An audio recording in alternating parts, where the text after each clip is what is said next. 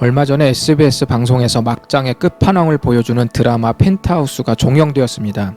이 드라마는 일그러진 욕망을 가진 최상위 계층들의 복수극을 다룬 드라마였습니다. 부부의 세계라는 드라마의 최고 시청률 기록도 넘겨버렸습니다.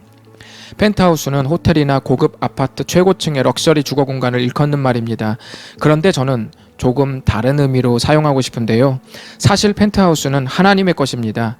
요한복음 14장 2절에 보면 예수님께서 말씀하시기를 내 아버지 집에 거할 곳이 많도다. 그렇지 않으면 너희에게 일렀으리라. 내가 너희를 위하여 거처를 예비하러 가노니 라고 말씀합니다. 보셨죠? 가장 높은 하늘 아버지 집이 펜트하우스 아니겠습니까? 이 집은 상위 1%가 사는 곳이 아니라 그리스도인 전부가 살아갈 곳입니다. 진짜 펜트하우스는 빌딩 최고층에 있는 것이 아니라 하나님 나라의 최고 가치를 품고 사는 삶에 있습니다. 그렇다면 지금부터 새롭게 정의한 펜트하우스에서 사는 법을 말씀드리겠습니다. 이것을 알기 위해서는 사도 바울이 갈라디아 성도들에게 말한 성령님과 함께하는 삶을 잘 이해하는 것이 중요합니다. 갈라디아서 5장에서는 성령님과 함께하는 삶을 이해할 수 있는 두 가지 중요한 표현을 썼습니다. 첫 번째는 우리가 성령님의 인도하심을 받아야 한다는 수동적인 표현과 두 번째, 우리가 성령을 따라 행해야 한다는 능동적인 표현입니다. 이 두 가지는 어떤 차이가 있을까요?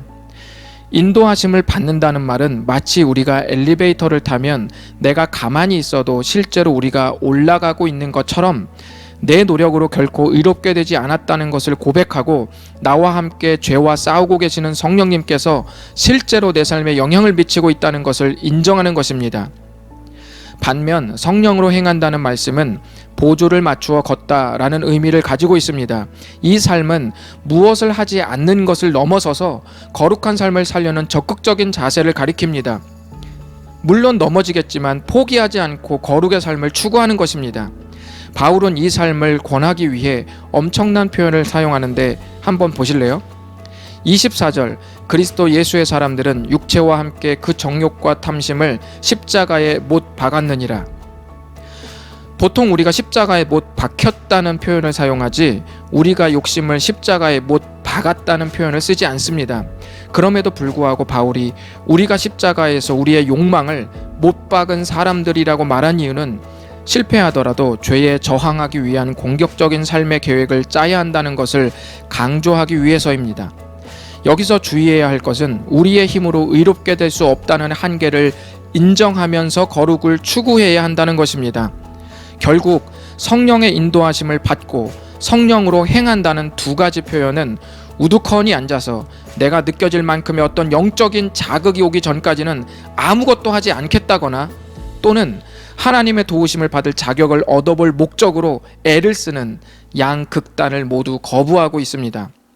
바울은 이 삶을 우리들에게 당부함과 동시에 이런 삶에서 멀어졌을 때 생길 수 있는 부작용도 아울러 경고했습니다.